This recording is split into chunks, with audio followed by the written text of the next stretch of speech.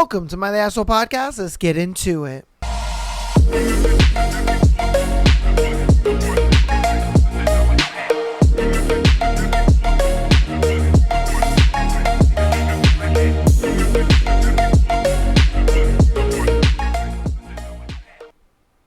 Welcome to my The Asshole Podcast. It is a beautiful Thursday episode. You guys' favorite episode. And we are going to be getting into Lights Out, chapters 3 and 4. Woo! Has the book been juicy? Yes, it has. And we only did chapters 1 and 2. Oh man, am I excited to get into the next few chapters of this book. I believe where we left off, Homeboy found old girl on the internet, found where she lived, found out that she a little bit of a, freak-a-leak, and said that she wants to have a masked man meet her in her room in the dark. So he broke into her house. And he's gonna, I guess, be in a mask and just be sitting in her room like a weirdo. So, yeah. I guess that's what's about to go down. I don't know if she's gonna open the door and scream, or if she's gonna open the door and put his penis in her mouth. I don't know. We'll see, though. We'll see what happens. But before we get into Lights Out for today, we got our thread. Our thread is, retail workers, what was your get the fuck out experience with a customer? Oh, baby. I'm excited for this one. I worked at a McDonald's, and we had Beanie Babies as Happy Meal toys at one point. It was insane. Yo, I remember Beanie Babies. That's crazy. This must be a long time ago. They literally had to buy a security cage to keep the toys locked down in the back. They were delivered with a security escort. People were ordering 100 Happy Meals with no food because we couldn't sell the toys by themselves. One day, I heard a commotion up front and found my high school counselor reaching across the counter grabbing one of the owners by the shirt because we were out of the pink flamingo. I'll never forget the look in her eyes. She had to be dragged out. It's scary how easy it can be to work people up into a frenzy. Yo. You know what that reminds me of? That reminds me of the fucking Szechuan sauce shit from Rick and Morty. Bro, people were like crowding McDonald's and they were literally on the counters and all that kind of stuff. Like, bro, again, I've said it before on the show that for me personally, I could never, and I mean never, ever work in fast food because people, when they're hungry, that's a different beast, man. That's a different beast. Oh my God. I give you people who work at like fast food restaurants and stuff. Oh man, I be giving you guys so much grace. I'm like, you guys are doing God's work. I ain't gonna lie to you because the shit you guys have to deal with is insane. It's off the charts insane. Man. All right, retail workers, what was your get the fuck out of here moment with a customer? Two women came in the store screaming at each other as I'm coming out from the back. I gather from the yelling that one had nearly hit the other's car. Nearly, but not actually. Not actually incident had occurred. Okay, so I guess they're screaming at each other for almost hitting each other with each other's cars.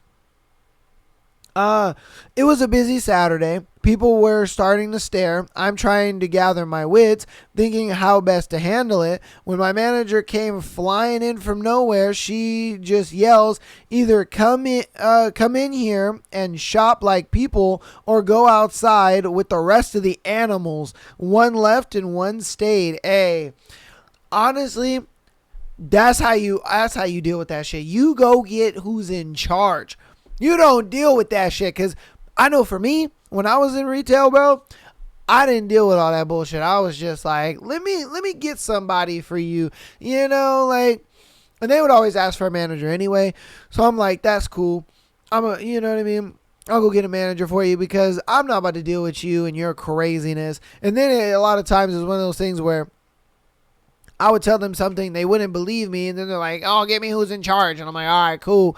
I get them who's in charge, and then the person in charge says the same shit that, I just told them, but they kind of do it like in a manager nice way. Oh, well, we technically can't do that because of this, X and Y reasons. And I'm just like, told you, dumbass. But hey, I digress. It is what it is. But that's how you deal with that shit. Because if they're fighting out in the parking lot, I would just be watching. I ain't gonna lie to you. I would just be watching like, that's none of my business. Shoot. Retail workers, what was your get the hell out of here moment with a customer? Worked at a Radio Shack for 6 months while in college. Woo, you're old. Man. God, I remember Radio Shack. Pretty much had at least one terrible experience per shift. Ooh. The one that stands out the most was a guy who wanted us to honor the warranty on his iPhone cable. The thing was a mutilated mess. It had clearly stopped working, and he tried to fix it himself by cutting the cable apart and attempting to solder 2 wires together. We calmly explained that we couldn't process a claim for an item that was willfully destroyed. And he starts screaming in our faces about how Radio Shack is a scam and I'm going to sue all of you. And then he tries to whip my coworker, a 5 foot tall, non-threatening woman, with the cable. She managed to turn her head and catch the wire with her hand before it caught her in the face. Myself and another employee chased him out of the store and called the police, but nothing came of it. Radio Shack shoppers were the worst. That's probably why it went out of business, because people were just so fucking horrible that they were like, bro, we're done with this fucking place. And I guarantee there was a lot of people who were trying to do some shit like this, where they were trying to scam, talking about, I got warranty on a iPhone charger. Like, bruh, come on, man. Stop the cap. That's crazy. You ain't got no warranty on a fucking iPhone charger. Like, and then on top of that, you cut the damn thing open. Like, you might as well just buy a new one at that point. How expensive could it have been? You know what I mean? Like, dude, I don't think a charger would have been that much money. Yeah. No. Like, that shit is crazy. And, I couldn't stand those kind of people who would always come up with, like, fake rules and fake policies thinking like they know something. And it's like, bro, you don't know shit. I come here 5 days a week, not you. I know what's going on. And they would always be like, oh, I did it last time. And oh, I got this. And no. I know that. No, you don't. Shut up. You know what I mean? Like, that shit is super annoying. Retail workers, what was your get the hell out moment with a customer? I worked at a ski resort when I was younger, fitting my boots and sizing skis, etc.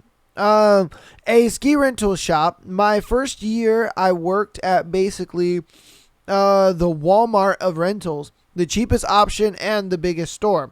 So the week of Christmas, there are lines out the door every single day. I remember seeing my 2-week paycheck after the 2 weeks around Xmas, and I worked for 119 hours. Damn. Woo! God damn. That's a lot of hours, brother. It was absolutely insanity. For another reference, the closest town had a permanent residency of less than 10,000 people. But during Christmas, it jumped up to 70,000 people trying to enjoy their vacation in the same spot. So, one of these days, it's business as usual, a quarter-mile line out of the door, nonstop craziness. I'm at the bench closest to the door. Helping out a lady. When this kid wakes up, walks up to my bench, I asked if I could help him. And he said he had reserved rentals online and he wanted to pick them up. I said, this is our store name. If that's where you reserved, you'll need to get back in the line and we'll help you as soon as we can. This 13-year-old kid says, this is fucking bullshit. In front of the customer I was helping, I told him that quite literally every piece of equipment in our store was reserved. Every single person in front of you has a reservation as well, and we have to help everyone. He started insulting me personally, saying I was a stupid bitch and that he was going to report us to anyone he could because we weren't letting him skip hundreds of people doing the exact same thing he was doing. I can't stand that, bro. When they like threaten to call corporate and they threaten to call somebody or complain or sue, I'm like, you have fun with that. You enjoy yourself, because I guarantee you it ain't gonna happen. You know what I mean? Like, I guarantee you it's not gonna happen. I guarantee you you're not going to do it. Like, get the fuck out of here, dude. That shit used to kill me all the time. I used to laugh my ass off when they would sit there and think that that was a threat. Or they would sit there and be like, oh, I'm best friends with the manager. Okay, cool. Cool. Fantastic. I'm so happy. Or they, like, I remember there was this one couple all the time. They come in and always ask for just like the craziest shit, you know, and I would never do it because I'm like, bro, I ain't trying to get fired out here. And they're like, oh, well, we do it all the time. The manager's our neighbor. And I'm like, that's cool, but that doesn't mean I'm going to do it for you. You know, it's just, it's these people who think they have this preferential treatment. It's like, bro, no, you are just like everybody else. And you're going to wait in line just like everybody else. And you're going to get the same treatment as everybody else. Like, the fuck are you talking about? You have no preferential treatment at all. And then you threatening to call somebody. Like, go ahead, man. Go ahead. Knock yourself out. Knock yourself out, because I don't care. You know what I mean? Like, I don't care. I don't give a shit. So it ain't bothering me. Like, dude. Oh, my goodness, man. Hey, I feel you, man. I feel you. All right. Oh, Jesus. Okay. Man. All right. So, retail workers, what was the your get the hell out of here moment with a customer? I worked in a T-Mobile store. A lady comes in screaming about how she bought a phone the previous day, didn't buy insurance, and dropped it in a pool. Oh, that sucks. She was demanding I give her a new phone for free, but she wasn't even our customer. She was a Verizon customer. She screamed at me for about 10 minutes demanding I call our manager. She then started yelling at other customers about how awful we were, called the cops. Wait.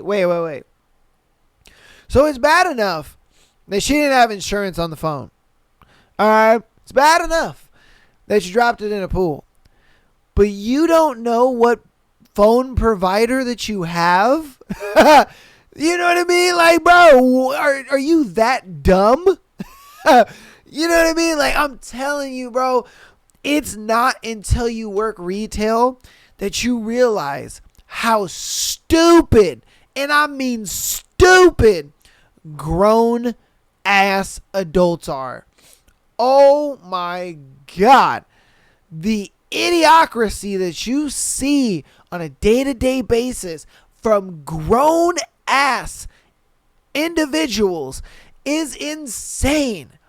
You're like, this gotta be a joke. There's no way you're this stupid. You know what I mean? It's like, there's just no way you're this dumb. I'm telling you, it is not until you work retail. It'll either be your first retail job or your second retail job. I mean, hell, it'll probably be your first. I ain't gonna lie to you, because I know my first retail job, I was like, I didn't know that people could be this dumb, dude. It astonishes you. It really does. It astonishes the hell out of you. You're just like, oh my Lanta, how can you be this dumb? Because I would just be sitting there just thinking to myself, like, you're doing all this yelling, you're doing all this hooting and hollering. Go take your ass to Verizon, bro. This is T-Mobile. You know what I mean? Like, bro, go take your bitch ass to Verizon. That's what you have. All right. Retail workers, what was your get the hell out moment with a customer? This sale takes place roughly 22 years ago. God damn. At a community college bookstore. So this is what, 2000, right? Yeah, I think so. Probably 2000. All right. As with any college bookstore, the start of the semester were incredibly busy. In order to help ease the insanity in our small store, we set up a table outside the front door for returns, and that's where I was stationed for the day. People got in line. They got to me. I processed the paperwork for their return and sent them inside for the cashiers. This is an important point. I had no cash, no ability to process cards, just me, a table, a stack of paper, and some pens. That's it. Well, a middle-aged lady gets to me. She is obviously not lacking in funds. Her son has dropped all his classes, and she is returning his books. Okay, cool. I do all the paperwork, hand her back the document, and direct her inside. And she goes ballistic that she has to wait in line again. I mean, starting nuclear wars ballistic. The customer in line behind her actually went to my manager to file a formal statement about her behavior. Not mine, hers, because they knew. I take a break and shake it off. Everyone has bad days, and I know that I have a customer's statement to back me up. A few days pass, and the manager gets a call. It's the president of the college with a complaint. The woman called the president of the college to complain about me? Yo, that's insane. So my manager and I head off to the meeting with the president and the woman. We walked in calm and polite. The woman tells her triad, still screaming and cursing. My manager pulls out the statement and without a word hands them to the president. The president calmly reads them. I don't remember exactly what he said, but I do remember watching the woman turn more and more red. I do remember the word entitled used, facts, a whole lot. And I do remember him saying, "Don't waste my time ever again," before he showed her to the door. Facts. Hey, W to the president, bro, because that's some bullshit, man. That is some absolute bullshit. The fact that, for one, you out here wasting my time, you wasting these lovely people's time over your BS and antics, man. Like, get your entitled bitch ass out of my office. Don't ever come to this place again. You know, like, I don't ever want to see your face around here, because that's some crazy shit. Oh, and it's the best feeling in the world when you get one of those situations happening. Oh my Jesus, it's the best feeling in the world.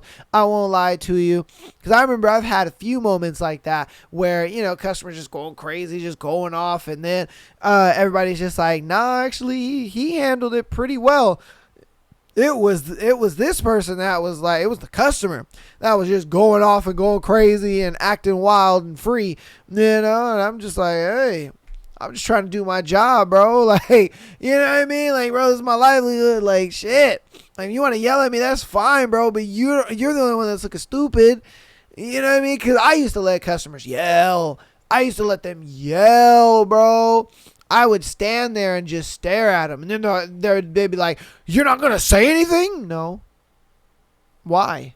You know, and then that would piss them off even more. What do you mean? What do you mean no? What do you mean why? And I'm just like, bro, you want to yell and all that? I'm gonna let you get it off your chest, dog. Go ahead. You know what I mean?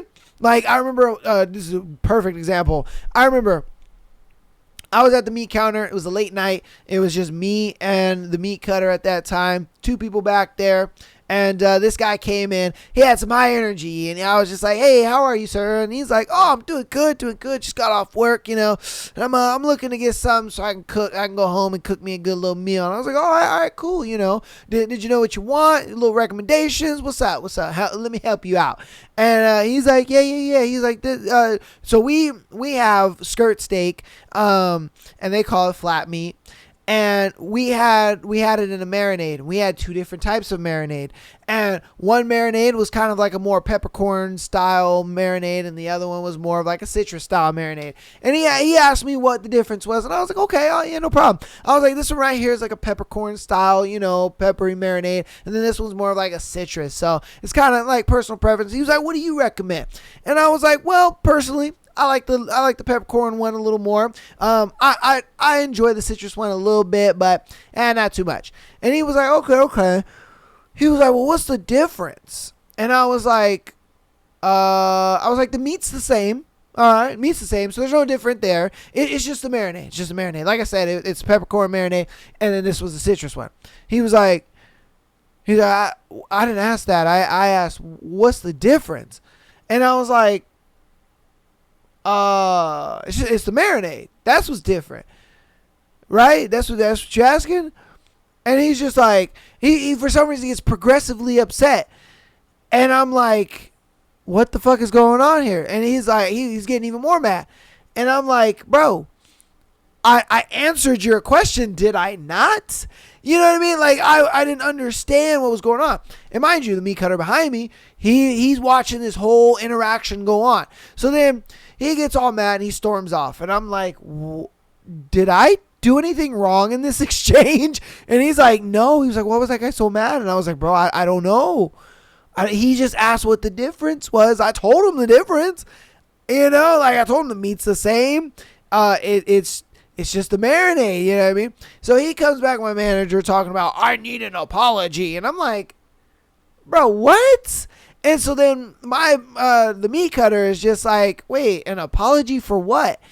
Like, I was there watching the whole time, and he answered all his questions concise and polite, and for some reason he wanted to get all mad.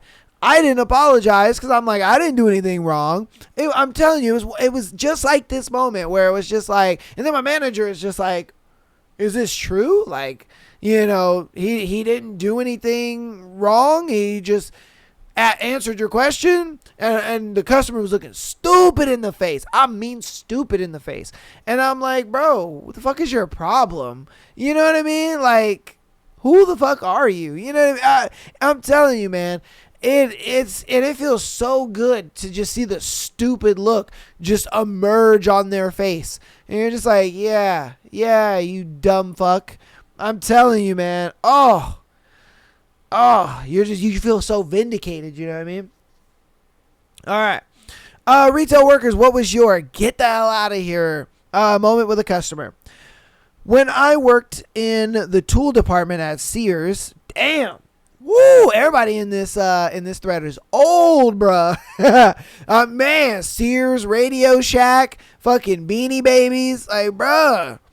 A guy wanted to get a replacement on his tape measure. I couldn't replace it because it was the tape that was fucked up due to the guy mistreating it and not caring, because Sears will replace it for free. Dude threatened to go out to his truck to get his gun and come back in and shoot you, points at me, you points at my manager, and had taken over already, and you points at my coworker who was standing nearby. I gave him the "why haven't you done it yet" look, and he left. I worked at Sears. I was ready to die. He was just like, bro, I work at Sears, my nigga. Like, come on, man. You know what I mean? If you're going to put me out of my misery, then go ahead. And like, shit, you're saving me from hell. You know, like, what are we talking about here? And if I happen to survive, well, guess what? I'll get a hefty little vacation. So come on, man, do your best. I'm telling you, I got threatened so many times. So many times I got threatened. You know what I mean? Oh yeah, when do you get off? Cause I'm gonna meet you out in the parking lot. Oh yeah, I could come up here with my homies and da da da da. I'm telling you, man. People do the most. They do the absolute most. I won't lie to you. I remember the first time I had ever gotten threatened though. This dude was like, oh, I should come over the counter and like beat your ass and this and that. I was terrified. I won't lie to you. And this was like my very first time. I was probably 20, 21 around that time. And I got threatened by a fucking customer that he was going to come over the counter and beat my ass. I was like, bro, you're insane. And then the stupidest thing about it is everybody looked at him like he was crazy. And you know what I mean? I'm like freaked the fuck out. And so I remember my manager sent me home early. And then like everybody was just looking at him crazy. He was like, yeah, and I was just like, nigga, you out here trying to beat on some kid, you know what I mean? Like, because you want to have an attitude for some stupid reason. I'm telling you. Oh man, and then after a while, you know, working retail definitely gives you some thick skin, bro. It gives you some thick ass skin. I'm telling you, there's nothing a person can say to me to like make me mad at this point. I've developed such thick skin dealing with people in the retail market. You're just like, all right, man, that's cool for you, bro. You know what I mean? That's cool. I could care less the empty words coming out of your mouth, you know? And I'm telling you. You'll definitely come up with some thick skin, and then you start to realize like how cap a lot of people are. You know, they just be speaking emotionally, and it's just like, all right, man, you just emotional little mess. Go on somewhere, you know. Hey, I'm telling you, bro. All right, this is going to be our last one, and then we'll get into our book. Retail workers, what's your get the hell out of here moment with a customer? I worked at a pawn shop for a couple of years. We had a customer pawn a chainsaw, which turned up stolen and was confiscated by police, which causes the store to lose money and police to be aware that he is a known thief. He came back something close to 3 months later to pawn something else. I didn't recognize him right away. I asked him if he had pawned anything before, and he said yes. So I asked his last name and entered it into our computer system, which promptly said stolen. First I thought, really? You came back here? I gave my boss, it's literally a 2-person store, our not very frequently used signal to discreetly call the police. Meanwhile, I started acting like I was working on his loan and stalled a bit. Just a couple of minutes later, a couple of police cars pulled up and officers quietly walked in, and he immediately gave up. I didn't really have to say anything to him. The handcuffs spoke for themselves. Facts. It was, and you know what's so scary about that is like, you know, say they like remember you when you get out of jail. You know what I mean? They try to get their revenge or some bullshit. Woo, that to me would be terrifying, man. Oh my God. I'd be like, hey, yo, you know, can you guys like, you know what I mean? They don't know my name. I probably wouldn't work there no more. I ain't gonna lie to you. Cause yeah, bro, there's no way I could like be the cause of somebody going to jail and then them wanting to like come after my head, you know? Oh, nah. That to me would be way too scary, bro. Way too scary, because I feel like they would want revenge. You know, I definitely feel like a petty criminal like that, would definitely be petty. And they would get out of jail and they'd be like, yeah, I'm ready to unalive that motherfucker. You know? Ooh. Oh, man. But yeah. Okay. But that's going to go ahead and be that thread. Hope you guys enjoyed that thread, that crazy-ass thread. If you guys are working retail or you know a friend that's working retail, I'd love to hear your crazy-ass stories with your crazy customers. Definitely put it down in the comments, all right? But without further ado, we're going to get into announcements, and then we'll hop right into our book. We'll be doing chapters 3 and 4 today, all right? So, patreon.com/Am I the Asshole Podcast. Get an exclusive episode every single Friday, as well as being able to send in your scenario to be featured on the Tuesday and Sunday episodes, all right? Definitely get on in there. $3 a month.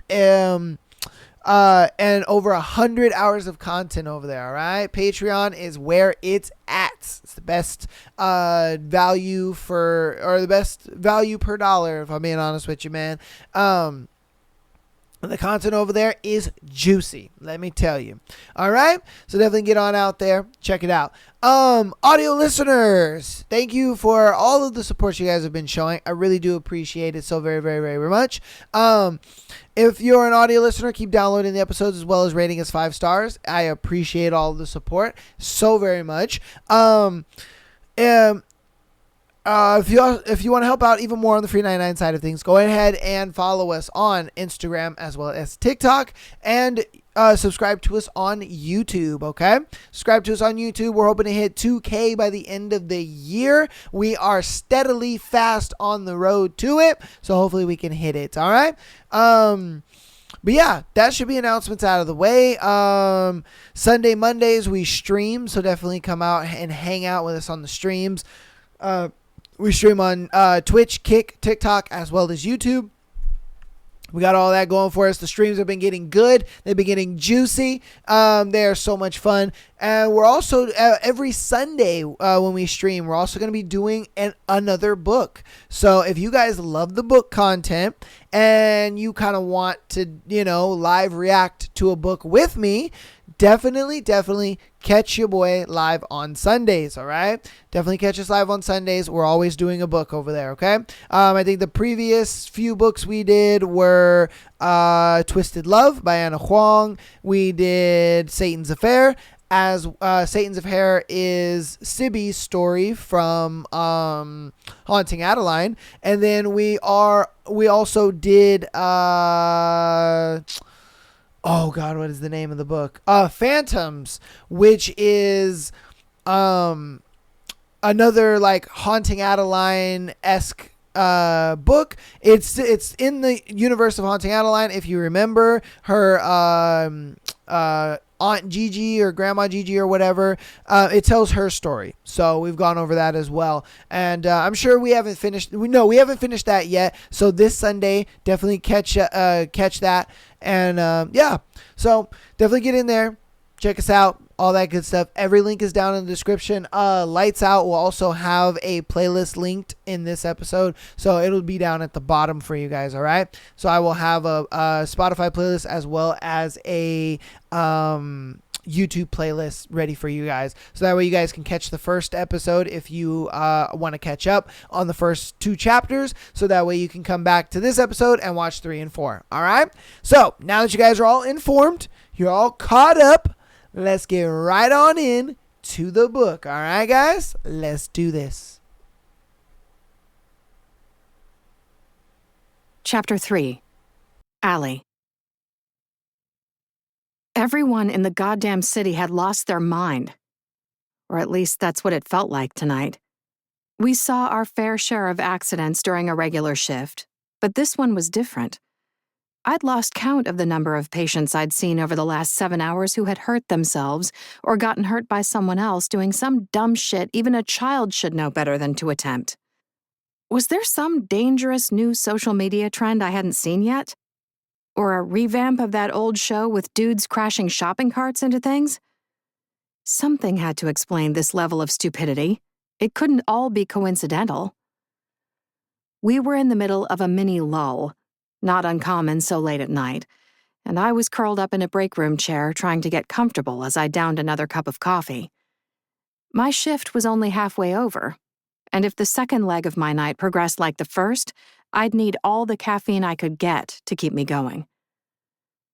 Tanya swept into the room and strode right to the window, so focused as she stared into the night sky that I didn't think she'd noticed me. "And it isn't even a goddamn full moon," she said under her breath. I straightened in my chair. "So it's not just my patients?"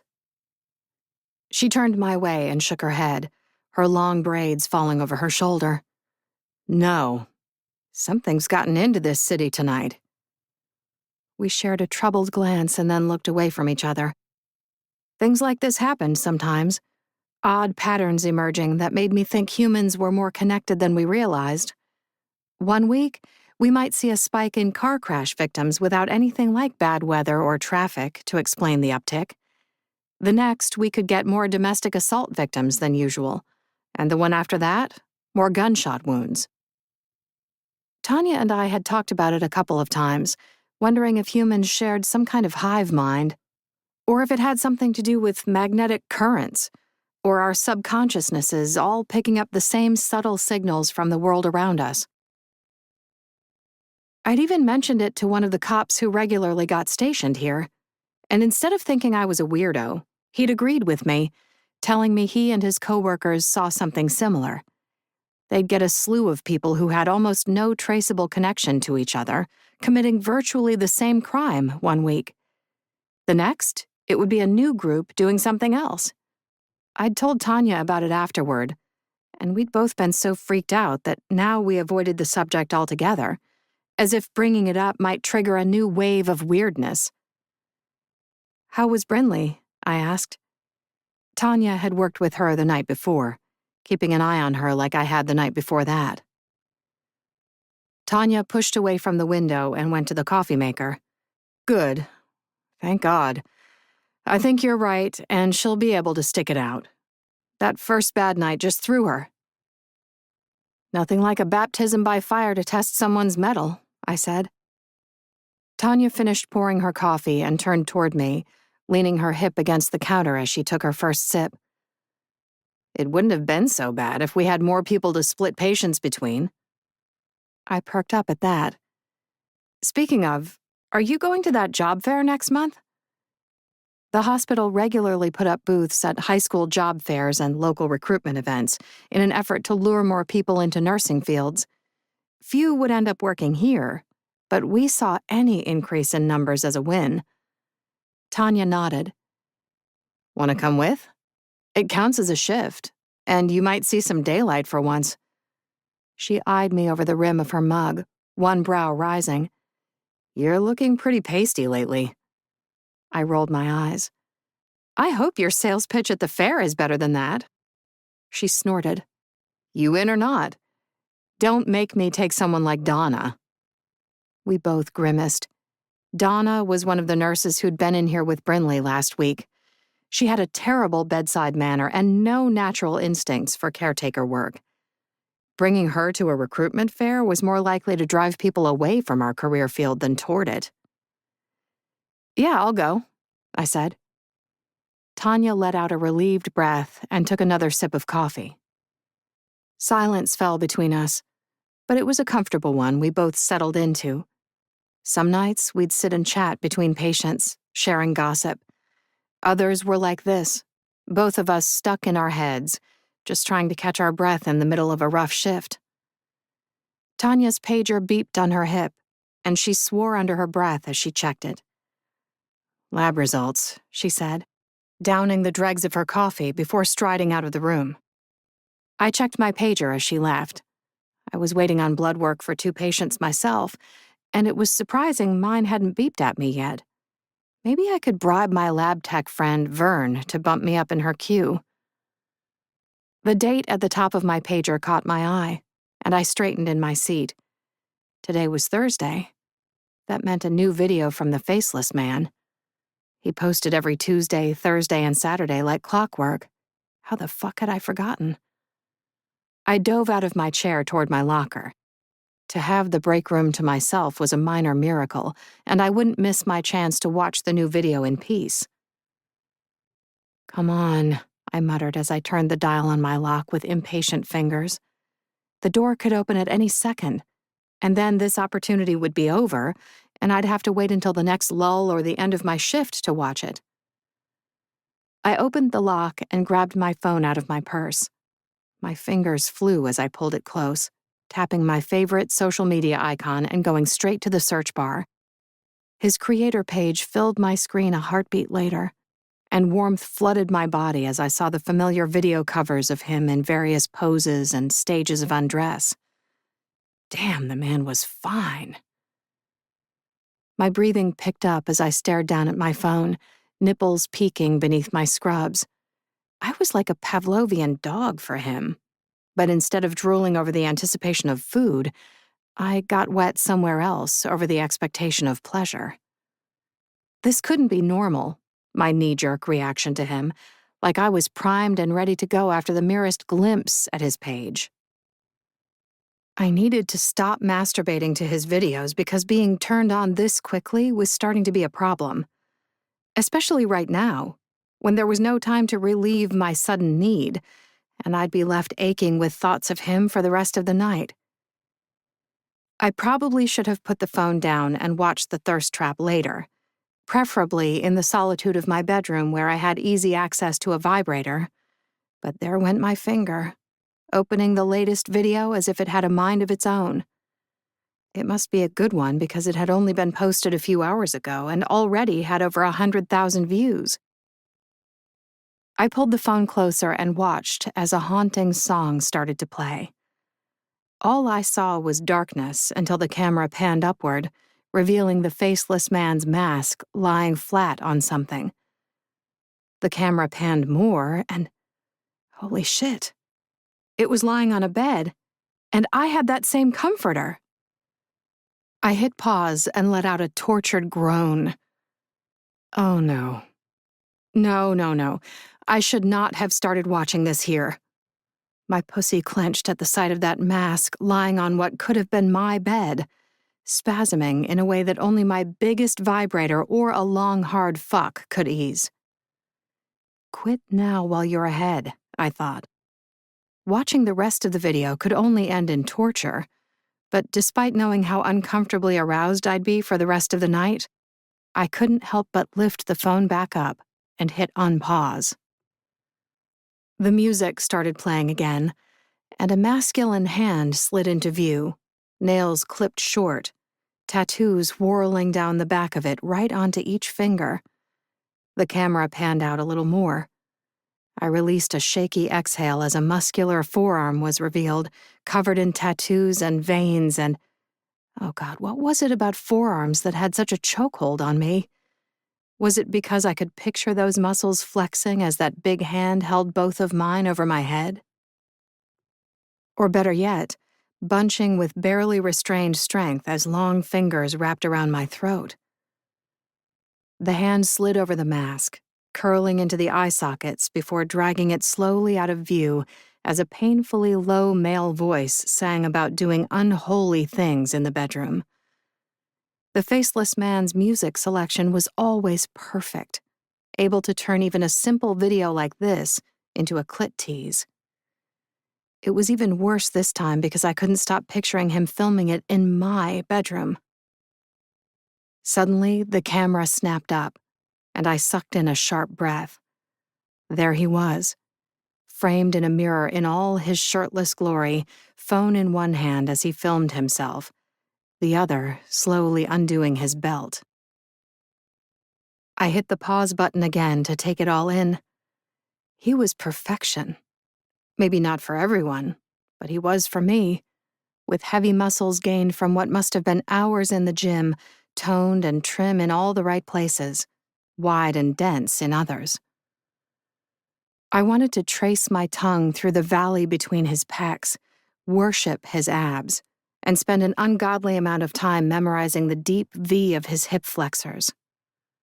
More than anything, I wanted to replace his hands with mine, undo his belt, pull out what looked like a sizable dick, if the bulge in his pants was anything to go by, and spend the rest of the night doing things with him that would make the devil blush. A noise sounded in the hall, reminding me that my time was limited. I unpaused the video and watched the last few seconds, reveling in the slow, measured way he slid his belt loose and wrapped it around his fist while taking deep, labored breaths, his chest heaving. Why was that so goddamn sexy? Probably because you're picturing him breathing like that while wrapping his belt around your wrists to restrain you, you horny little bitch. Damn, I had it for this man, and I'd never even met him. I had no idea what he looked like beneath that mask or what he even sounded like. He'd never spoken in his videos. That was probably the allure. Kinky sex with a hot, faceless man who didn't speak? Sign me the hell up. I'd had about enough of men's voices lately. Something in the corner of the mirror caught my eye, and I hit pause again right before the video ended. The backgrounds of his videos were always dark and out of focus, but I could have sworn I was staring at the edge of my dresser, complete with what might have been the clutter of my makeup containers and hastily discarded hair clips. I must have it bad if I was so far gone that I saw a few blurry shapes and supplanted them with my furniture and belongings. Either way, this was officially my new favorite thirst trap. Because whether it was a coincidence or my mind was playing tricks on me, it was far too easy to imagine it being filmed in my bedroom. God, the things I would do to myself while watching this in the coming days and weeks. I wondered if this guy had any idea of the effect he had on people. Would he be freaked out if he learned how hard I lusted after him? Or into it? My beeper went off, jarring me out of my thoughts so badly that I almost dropped my phone. Before shoving it back in my locker, I saved the video to my favorites and typed out a hurried, "I have that comforter. This could have been filmed in my bedroom. Let's go, bitches." Knowing all the other people I'd interacted with countless times before in the faceless man's comments would see it and be dying of jealousy by the time I logged back in. 9 excruciatingly long hours later, I pulled into my driveway and cut the car's engine, leaning my forehead against the steering wheel. Tonight was shit. Complete and utter shit. Capped off by losing a heart attack patient we thought had been stable. She'd been so young, too. Barely 50, her husband and teenage kids crowded around the bed when the second heart attack hit, watching in horror as we shoved them out of there and tried and failed to save her life. It was nights like this that made me want to quit. I'd gotten into nursing to save people, and every single death felt like a personal failure. Like it was my fault they hadn't made it because of some sign I'd missed or test I hadn't thought to perform. Logically, I knew that couldn't be true. It wasn't like I was alone in treating them. I worked with countless nurses and specialists and doctors, and these feelings were likely caused by my lingering grief over Mom. But it didn't make it any better or lessen the guilt that racked me every time we lost a patient. I made a mental note to bring this up in my next therapy session and got out of the car. Fred came yowling toward me once I was inside, and I scooped him up and smushed him for longer than usual, trying to ground myself in him and trick my brain into thinking happier thoughts. I put him down when he started squirming, then went straight to the kitchen. Wine was calling my name. I'd held off on drinking since sending that regrettable text to Tyler, but if ever I needed alcohol, it was tonight. The clock on my stove was blinking, reading 12 o'clock, and it stopped me short. We must have lost power sometime during the night. My house was toasty warm, and the utility company hadn't sent a message about it like they usually did when it went out, so it must have been a weird blip or something that didn't last long enough to trigger a notification. I shrugged and went to the fridge, Fred winding between my legs like he was hell-bent on tripping me. He stayed glued to my shins as I pulled out a fresh bottle of white and poured myself a large glass, extra clingy for some reason. I suppose I had been gone longer than expected again. My scheduled 12-hour shift turning into 16 instead. Tomorrow was an off day, so I'd make it up to him then. Right now, I needed wine and alone time with my phone and vibrator. You'd think all the blood and trauma I'd seen tonight would distract me from my desire, but I was so used to it that it only did so in the moment.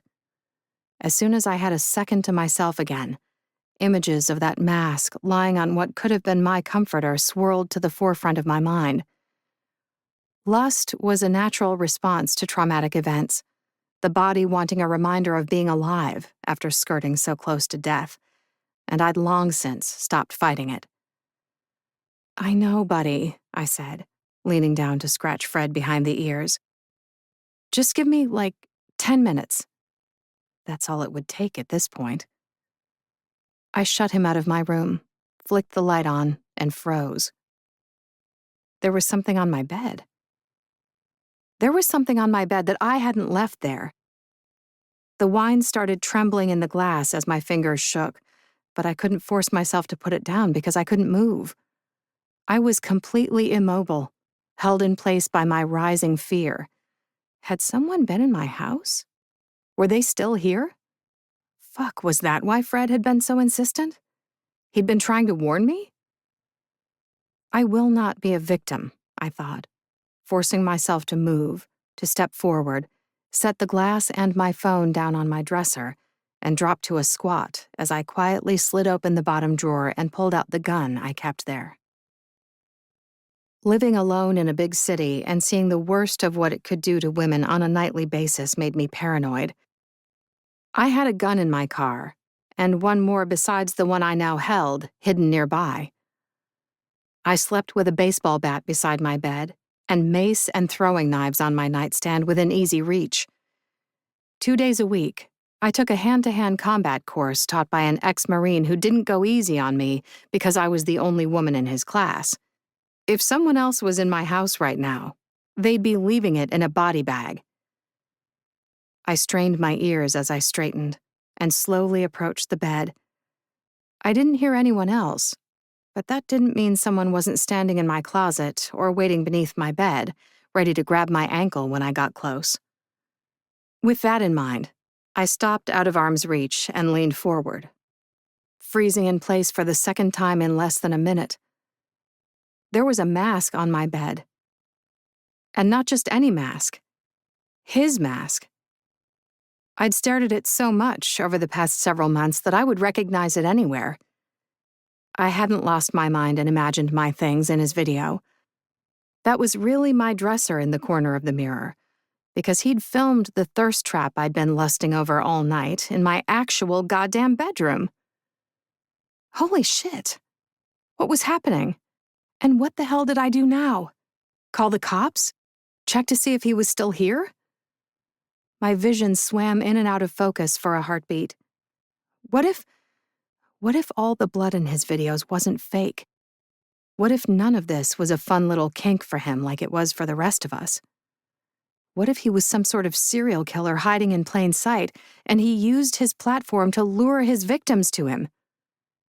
Was I about to be next? Was this the beginning of some twisted game of cat and mouse? I shook my head. If that were the case, wouldn't I have noticed all the different bedrooms he filmed in as he taunted his victims? I hadn't. Aside from the one he shot tonight in here, all his videos had one of 3 backgrounds: a couch, a wall with red lighting, and a massive bed with black sheets, making this the one exception to the rule. Why me? And why now? And why was I so fucking turned on by it when I knew I should run screaming from my house instead? Chapter 4. Josh. Oh, I'd fucked up. I'd fucked up bad. The camera I'd discreetly placed in Allie's room showed her standing several feet from her bed. Her light blue scrubs were rumpled after her marathon shift at the hospital, and strands of hair had slipped free from her braid to frame her face in loose waves. Her dark eyes were huge, an expression of pure disbelief on her face as she stared at the mask I'd left for her. She lifted the gun she held, bracing it with both hands as she looked around the room. Is anyone in here? She called out, loud and clear. I'd never been so attracted to someone in my life. She looked ready to shoot anything that moved. Thank fuck I hadn't stayed or I'd probably be bleeding out on her floor right now. I quickly went over the entire night in my head, searching for any trace evidence I might have left behind. I'd been so careful while there that I didn't think there was anything for the cops to find when Allie eventually snapped out of it and called them. Even when I took off my shirt to film the video, I'd left the balaclava on the whole time. So there wouldn't be so much as a stray hair to give me away. I'd even taken the time to relock her back door and cover my footsteps in the melting snow. I didn't put the camera in her room to watch her change or sleep like some sick fuck. Though, now that I thought about it... Wait, no, I needed to stop right the hell there. That road led nowhere good. This invasion of privacy was bad enough without adding sexual predator to my list of crimes. The reason I put the camera in her room was to gauge her reaction and learn whether or not she meant what she said in all her comments. Was she actually into the same dark shit that I was, or was she just a tourist? Judging from her open look of horror, she was the latter, which meant I needed to start implementing my exit strategy. I had orders to cancel, plans to scrap, and cover-up work to do. I'd taken every safety precaution I could think of to obscure my digital footprint, and knew of only 3 hackers in the US capable of tracing my steps and maybe, if they were lucky and avoided all the traps I'd left in my wake, finding me. 2 of them worked for the NSA, and another one was currently in jail, so I felt safe in my work for now. Plus, I doubted the local cops would go so far as to call in the feds over a run-of-the-mill home invasion in which nothing got destroyed or stolen. Even my social media account was secure, or as secure as it could be. Anyone who hacked it would be led straight to a mid-30-something dad in Utah with a secret mask kink. He was a real guy named Carl with an actual mask fetish and a matching clandestine thirst trap account his wife didn't even know about. Our tattoos weren't the same and he filmed different content, but the amount of work it would take for cops to figure all that out would give me ample time to cover the rest of my tracks and disappear offline. Sorry, Carl, but sacrifices had to be made. I should probably feel worse for the guy than I did, but like boundaries, empathy was hard for me. Maybe that's where I'd gone wrong with Allie. I'd been so excited about the prospect of living out our shared fantasy that I hadn't stopped to consider things from her perspective. What would it be like for a woman living alone to realize a stranger had invaded her home? I popped up a second tab and split my screen, watching Allie duck down and look under her bed, gun leading the way while I typed in a quick internet search. The results were not good. Yup, this was where I'd fucked up. According to Google, Allie was probably terrified, angry, and felt like her home was compromised, violated even, turning from a sanctuary to yet another place where she felt unsafe. How did I make up for such a colossal misstep? Roses? Men in movies and TV were always sending roses. That didn't seem like enough, though. Maybe if I sent a lot of them? I popped open another tab, pausing to watch Allie clear the rest of her room like a woman who knew what she was doing. It was hot. Despite her apparent fear, she moved confidently and competently, like she had formal training. And maybe she did. Maybe that self-defense course she took taught her how to do this. I made a mental note to hack into their cameras and check as I bought out a local floral shop using someone else's money. Theft, I didn't feel so bad about, especially when my victim was a wealthy criminal who'd recently tried to steal millions of dollars from one of my company's clients.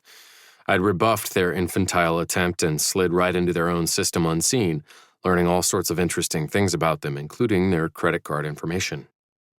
On screen, Allie finished clearing her bedroom and ensuite and then strode out the door. I cranked my speakers as loud as they would go, hoping to hear if she called the cops while out of sight.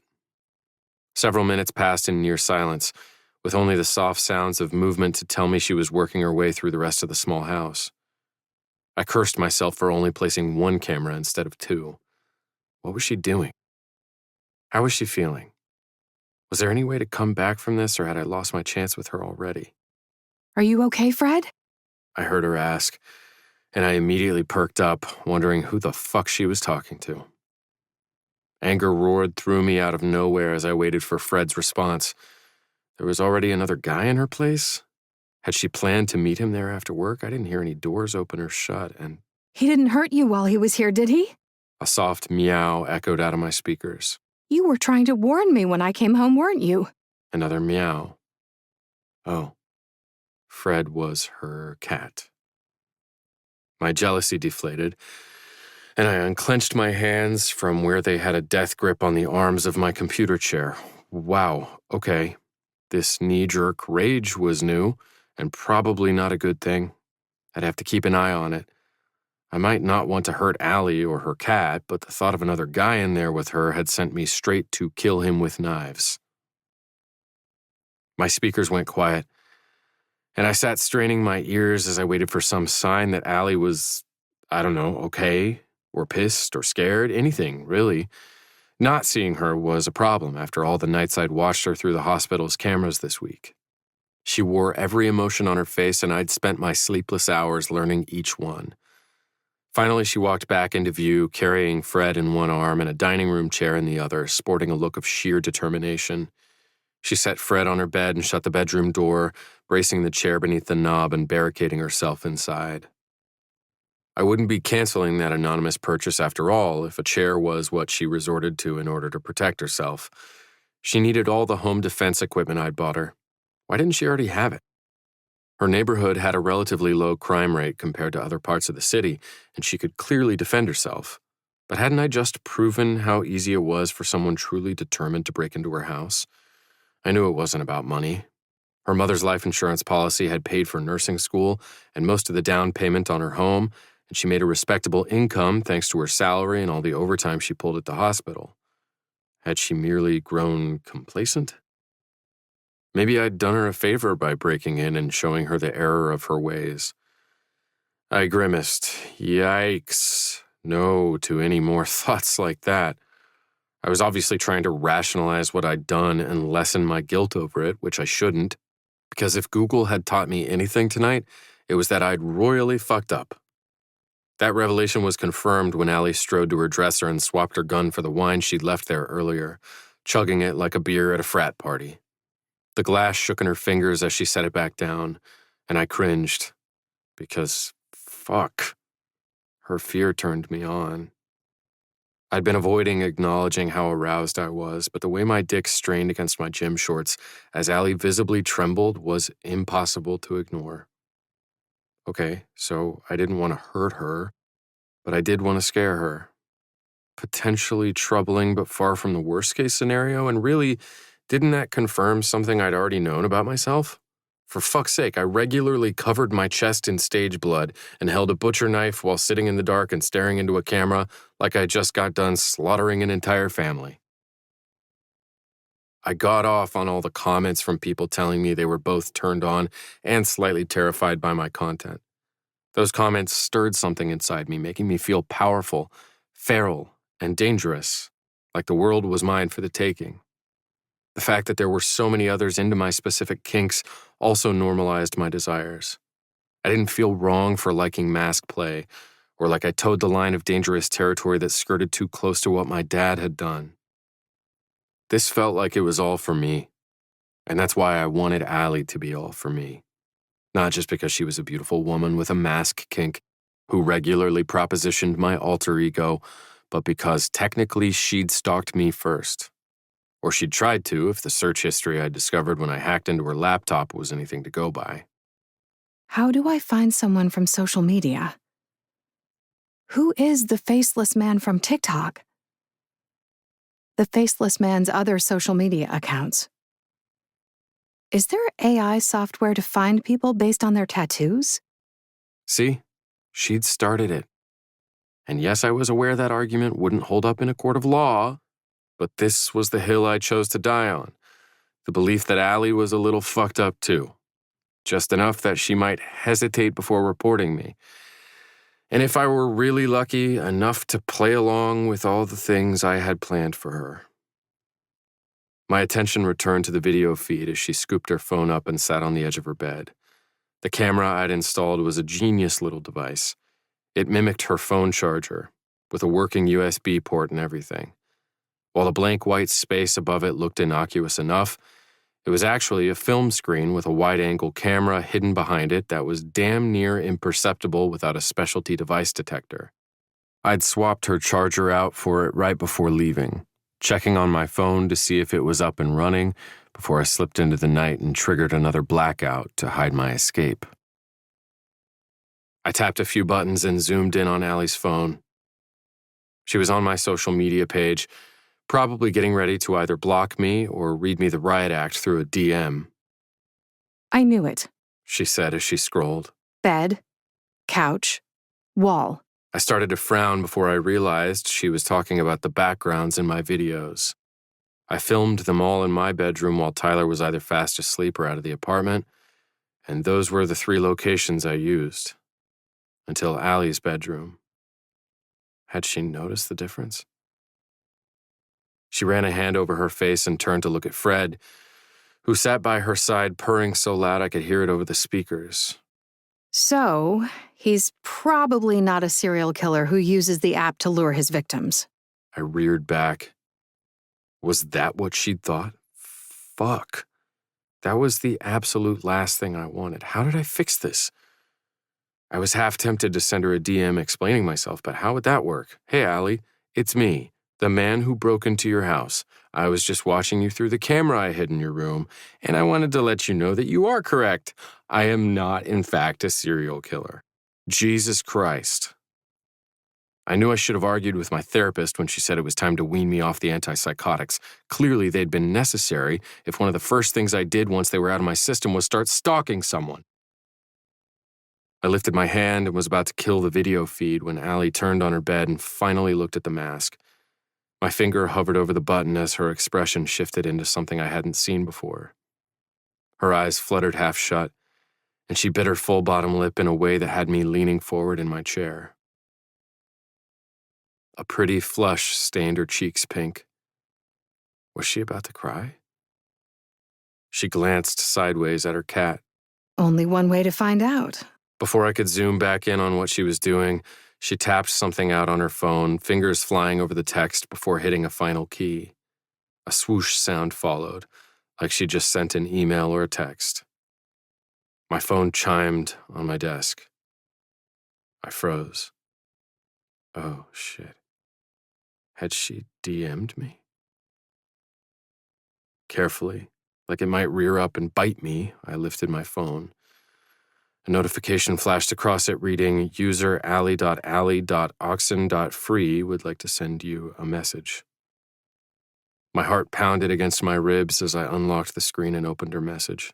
This might sound completely insane, but did you break into my house tonight, film a video in my bedroom, and leave a mask behind?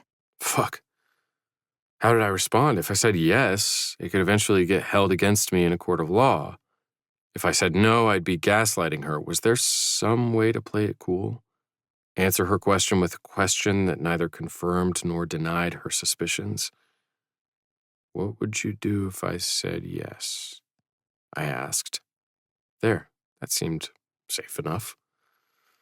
On screen, her app pinged, and I had a front row seat as she read and reacted to my reply. She bit her lower lip again, sucking in a breath as she pulled her phone close. A few loose strands of hair fell over her shoulder, obscuring her profile from my sight. Holy fucking shit, he answered, She said, her voice barely above a whisper. He never answers anyone. Ever. Turn right a little so I can see you better, I almost demanded. But that would give the camera away, and now that I had her talking, I wasn't ready to have the feed cut off. She started typing again, and a second later my phone chimed. That depends, She said. On what, Allie? I typed back. She sucked in another breath and I grinned. So she liked it when I used her name. Did it make her feel special, knowing that the man she'd openly lusted after online, who notoriously never responded to comments or DMs, had finally chosen to speak to someone, and that someone was her? If so, I'd type and say her name every chance she gave me. on what your intentions are. She said. I sat back in my chair. My intentions. How to respond. There were so many options, so many fantasies I'd played out in my mind with her already.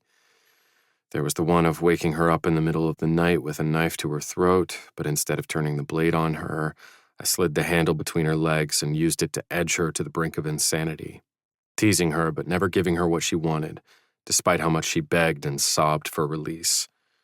Or the one where I kidnapped her in the hospital parking garage, drove her into the middle of the woods, and told her to run as far as she could because what I planned to do when I caught her would make even the devil weep.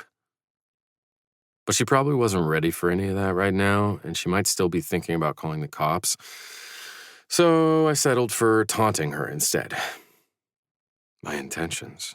Oh, Allie, why would I tell you what they are when your previous comments have led me to believe that fear is half the fun for you? I lifted my eyes just in time to watch Allie drop her phone on the comforter and place her head in her hands. I need so much more therapy than I'm currently getting. I grinned, because same. Fred meowed and butted his head against her arm. Fur therapy isn't going to cut it this time, buddy. She said, scooping him up. And I'm sorry for this, but I need to do grown-up human things right now, and you can't be in here. As I watched, she strode to her bathroom and set Fred on the tile floor, apologizing again as she shut him inside. I waited with bated breath as she returned to the bed and picked up her phone. How can I trust that you wouldn't hurt me? She asked. You can't, Allie. I'm a stranger on the internet. She let out a sharp exhale and shook her phone. Don't you think I know that? I just need some sort of reassurance that I'm not about to be headline news. I should have felt bad for her. But just like her fear, her obvious aggravation only turned me on. It had been a long time since I'd made a woman this frustrated. Usually I preferred their frustration to be sexual, winding them higher and higher until they finally snapped. But with Allie, I got a thrill from even this benign form of antagonism. There was something about seeing such a beautiful woman turn feisty that got me going. Maybe it was the challenge. I liked women with some fight in them. Ones who didn't put up with bullshit, spoke their minds, and could take care of themselves. Not that I had anything against meeker women, they just weren't for me. In fact, they downright terrified me because they'd been Dad's preferred prey. I'd never even dated one, let alone slept with one, on the off chance that I shared his proclivities. I stuck to strong, borderline aggressive women instead. Ones who had a better chance of fighting me off if I ever... Well, I'd rather not think about that while Allie still filled my computer screen. Seeing her all riled up made me feel like rewarding her, despite my instincts screaming at me to be careful. I pulled out the second half of the video I'd shot in her room, the half that would get me banned from social media if I ever posted it. And before I could question myself, I uploaded it into our message thread and hit send, acting on instinct alone. Allie clapped a hand over her mouth when she opened it, her voice muffled when she groaned out, Oh my fucking God. I leaned back in my chair and waited, wondering what she'd do with the video. It was another test. Most likely she was about to call the cops. But on the off chance she didn't, she was about to take the first step toward becoming mine. Is his? Hand sliding into his pants. Yes, it was, and I was absolutely going to hell for taking a video of myself stroking my dick to full arousal in her bedroom. Her head fell forward and a low moan slipped from her lips. Her eyes were half lidded again when she raised them, cheeks pink, and suddenly I realized what this expression was. Lust. Allie was fucked up too. Hallelujah. She reached out with her free hand and propped my mask against her pillows. Once it was settled, she stood and double-checked the chair braced against her door, ensuring it was secure before she went to her dresser, opened the top drawer, and pulled out a vibrator. Oh, fuck. I needed to kill the video feed. Not 10 minutes ago, I told myself the line in the sand was watching Allie sleep or change. Spying on her while she masturbated was way over it, wrong on so many levels that holy shit, there went her pants. I caught the briefest glimpse of a well-manicured triangle of hair before she turned and... Look at her ass. I wanted to slap it, hard enough to leave a mark. And then I wanted to bite it, turn her around in my lap and watch it bounce as I fucked her from behind. God bless whatever glute exercises she did at the gym because they were paying off. No, this was wrong. I wasn't going to watch Allie pleasure herself to a video I'd sent her, and I definitely wasn't snaking a hand into my shorts and choking the base of my dick. Stop that. Bad hand. We're not doing this. On screen, Allie laid back on her bed with her spread legs facing my mask, her phone held aloft with one hand. She clicked the vibrator on with her other one, and without any foreplay whatsoever, positioned it at the apex of her thighs and slammed it all the way home, her back arching, a half-tortured, half-pleasured cry ringing out over my speakers. I slapped the button to cut the video feed and my screen went black. For good measure, I shoved my computer chair back and strode away from my desk, stopping in front of my bedroom windows. My hands shook and I clasped them behind my head as I stared out at the rising sun, Fucking hell, that was close. The sight of Allie's arched back was burned into my retinas, and her tortured cry had been far too sweet to my ears. If I'd watched for even a second longer, I never would have found the willpower to stop.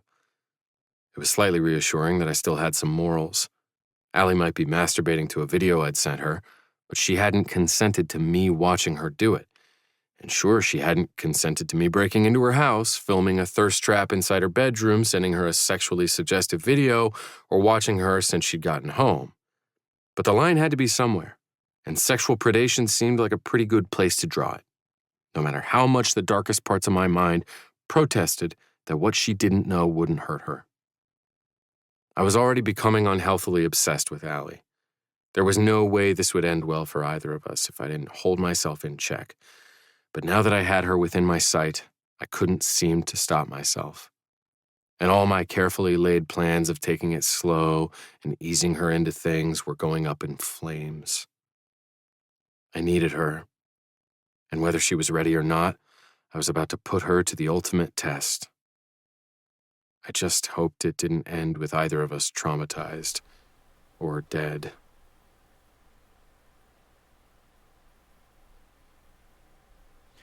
Okay, well, that is chapters 3 and 4 of Lights Out.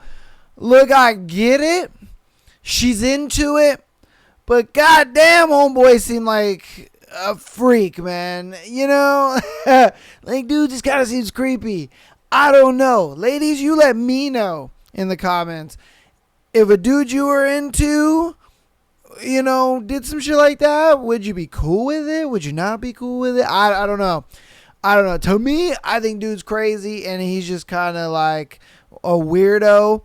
And now he's like talking to himself, trying to justify his weird shit. But hey, again, you guys let me know. That's going to be the end of today's episode. Appreciate you guys for hanging out, all that good stuff. Again, catch your boy on Sunday for a live stream. We'll be doing most likely Phantom, which is Haunting Adeline. It's Adeline's, I want to say it's Aunt Gigi. It's her storyline and all that good stuff. So come and check it out. All that good stuff. We're going to see you guys later. Yeah, that'll be it. And peace.